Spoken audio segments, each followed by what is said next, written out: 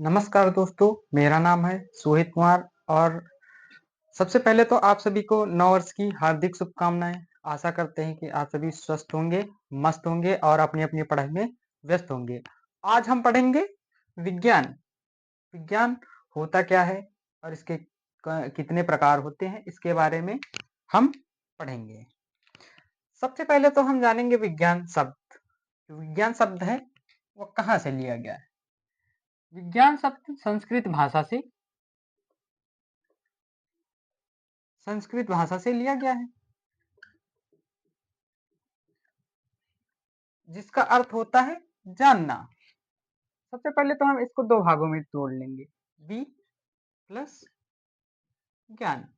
यहाँ पर वी का अर्थ होता है विशेष। विशेष ज्ञान का मतलब होता है जानकारी, यानी किसी वस्तु के बारे में विशेष जानकारी। जो साइंस शब्द है इंग्लिश का, वह कहाँ से लिया गया है? जो साइंस शब्द है वह लैटिन भाषा के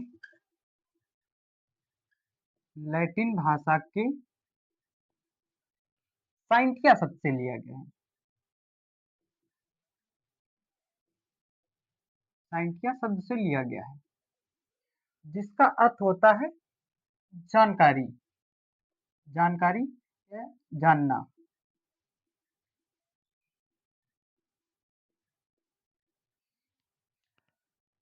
अब आते हैं साइंस या कितने प्रकार की होती है।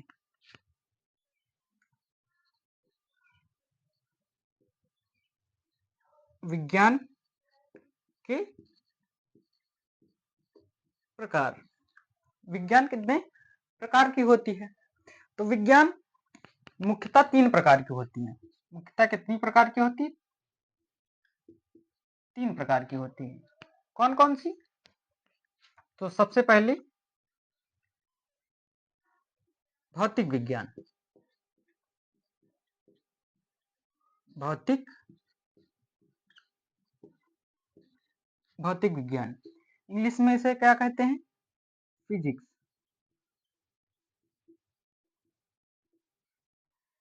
इसमें हम पढ़ते हैं वस्तुओं के बारे में, ऊर्जा, गति, त्वरण, इन सब के बारे में पढ़ते हैं। और दूसरी क्या होती है? दूसरी विज्ञान कौन सी होती है? रसायन विज्ञान।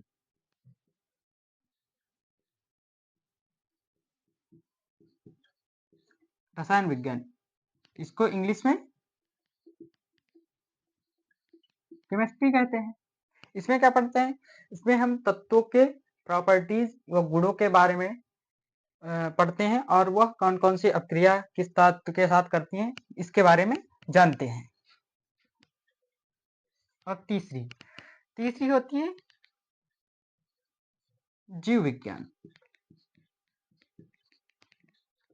इंग्लिश में इसे क्या कहते हैं?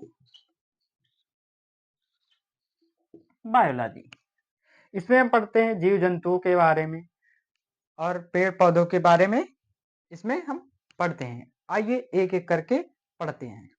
जीव विज्ञान, जिसको इंग्लिश में कहते हैं हम बायोलॉजी।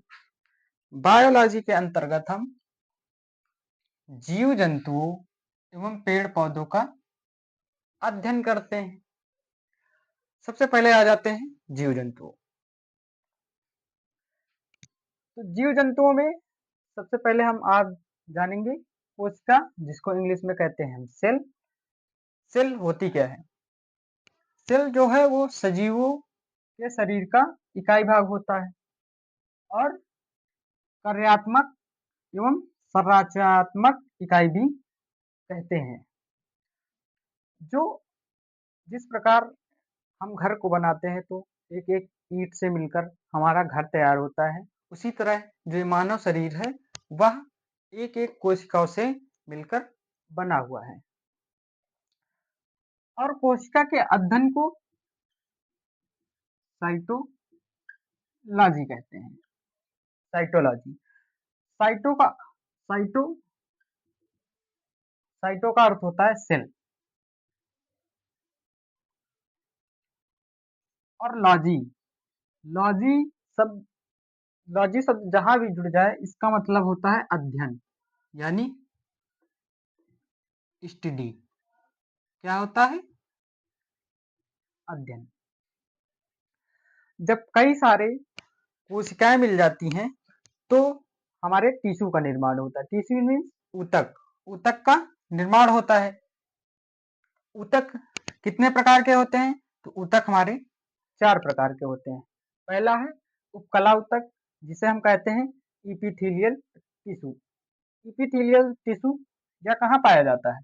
यह हमारे त्वचा एवं बाहरी आवरण बनाने में काम आता है। और दूसरा है संयोजी ऊतक, जिसको हम इंग्लिश में कहते हैं कनेक्टिव टिश्यू। यह हमारे बोन में पाया जाता है। और तीसरा है पेशी ऊतक, मस्कुलर टिश्यू। यह हमारे मांसपेशियों को काम करने के लिए उत्तरदायी होता है और मांसपेशियों में पाया जाता है। चौथा है तंत्रिका ऊतक, नर्व टिश्यू। यह हमारे जो ब्रेन में नर्वस सिस्टम है उसमें पाई जाती है। कोशिका की खोज। तो कोशिका की खोज सर्वप्रथम रॉबर्ट हुक ने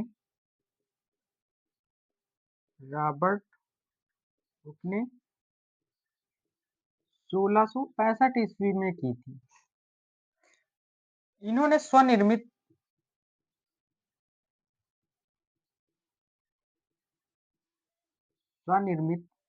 सूक्ष्मदर्शी द्वारा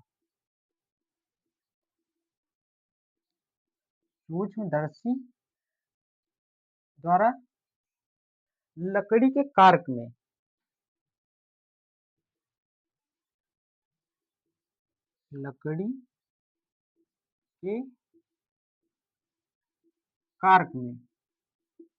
मधुमक्खी के छत्ते जैसी आकृति खोजी थी।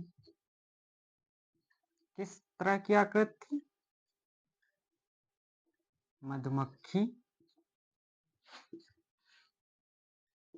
के छत्ते जैसी संरचना की खोज की थी। मधुमक्खी का छत्ता कैसे होता है? ऐसे, फिर ऐसे, इस तरह का मधुमक्खी का छत्ता होता है। मधुमक्खी के छत्ते जैसी आकृति की खोज की थी, इसीलिए इन्होंने इसका नाम सेल दिया था। और जो यह कोशिका थी यह मृत कोशिका थी।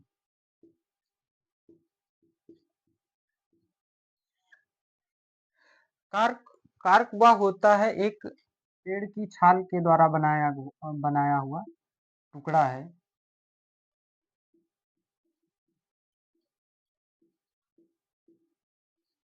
पेड़ की छाल द्वारा बनाया जाता है, जो वाइन या शराब की बोतलों में ढक्कन लगाया जाता, उसे कार्क कहते हैं। उसी तरह का कोई टुकड़ा था, उसमें इन्होंने खोजा था। दूसरे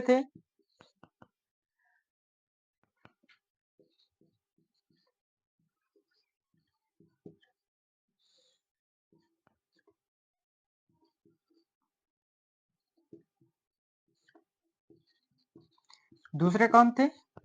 एंटोनी वान लीeuwenhoek। इन्होंने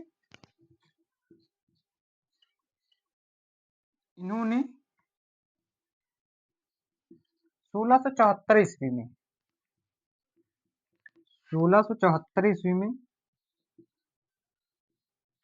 सड़ी हुई प्याज के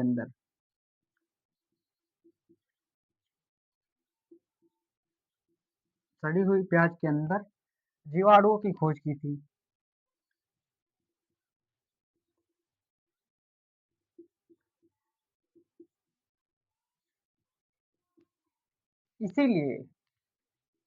इसीलिए जो एंटोनियो लियोनहार्क ने खोजी थी वह जीवित कोशिका थी।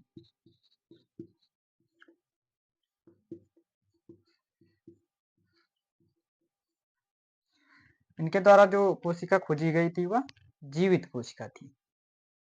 कोशिका सिद्धांत, जिसे हम इंग्लिश में कहते हैं सेल थ्योरी। इसको सर्वप्रथम 1838-39 में 2 वैज्ञानिकों द्वारा प्रस्तुत किया गया था, जिनका नाम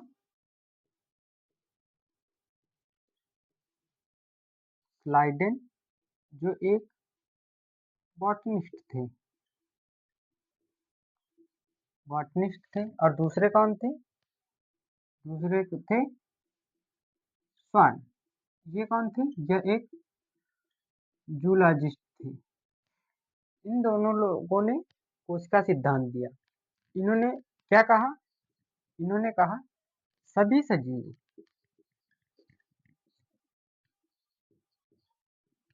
सभी सजीव के शरीर का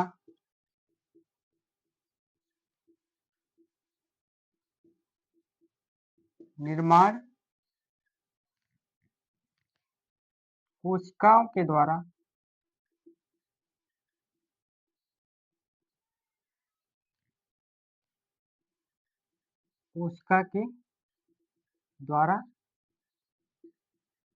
होता है। कोशिका एक या एक से अधिक हो सकती हैं। और क्या कहा? कोशिका है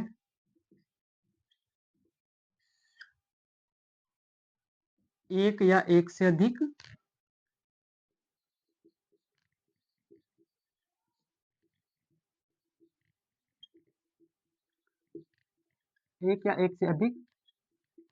हो सकती हैं।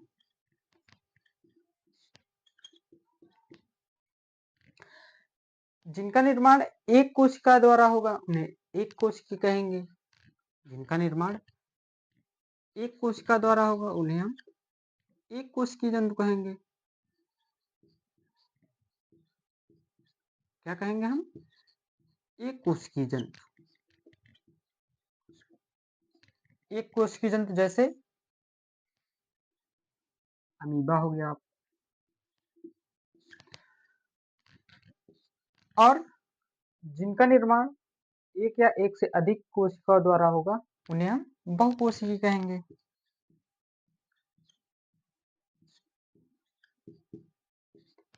क्या कहेंगे? बहुकोशिकीय।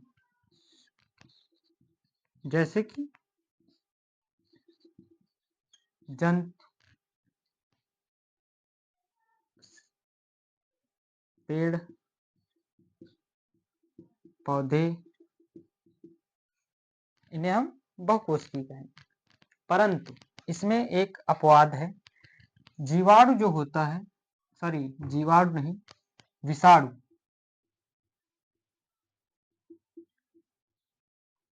विषाणु जो होता है वह ना तो एक कोशिकीय होता है ना तो बहुकोशिकीय होता है, इसलिए यह एक अपवाद है। इसको ध्यान रखिएगा। जीवाणु जो यह ना एक कोशिकी में आता है ना बहुकोशिकी में आता है। स्लाइडेन एवं स्वान की थ्योरी में कुछ कमियां थी, उनको दूर करने के लिए कौन थे? Rudolf Virchow.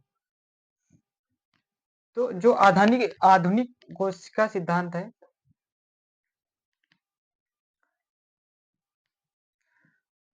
स्लाइडेन एवं स्वान द्वारा जो कोशिका सिद्धांत दिया गया था उसमें कुछ कमियां थी। उनको दूर करके एक आधुनिक कोशिका सिद्धांत दिया गया, जिसे हम इंग्लिश में मॉडर्न सेल थ्योरी कहते हैं। 1855 ईस्वी में रुडोल्फ विर्चो, जो एक डच वैज्ञानिक थे, उन्होंने क्या कहा? उन्होंने कहा ओमिनीस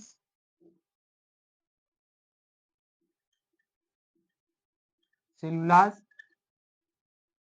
ई सेलुलास। इसका मतलब होता है कि सभी नई कोशिकाओं की उत्पत्ति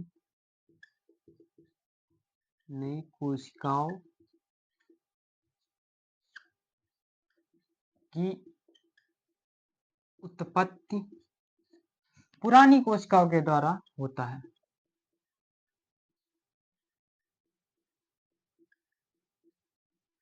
किसके द्वारा होता है? पुरानी कोशिकाओं के द्वारा होता है।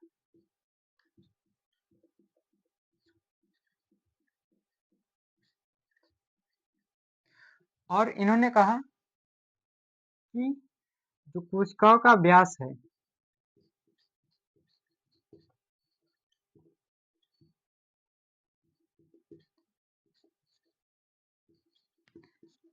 कोशिकाओं का व्यास वह कितना होता है? वह 0.5 माइक्रोन से 20 माइक्रोन तक होता है।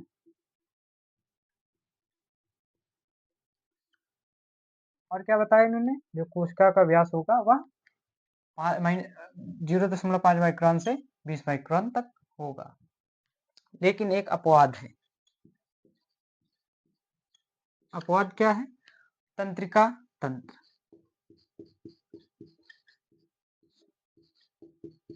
यानी न्यूरॉन सेल जो होते हैं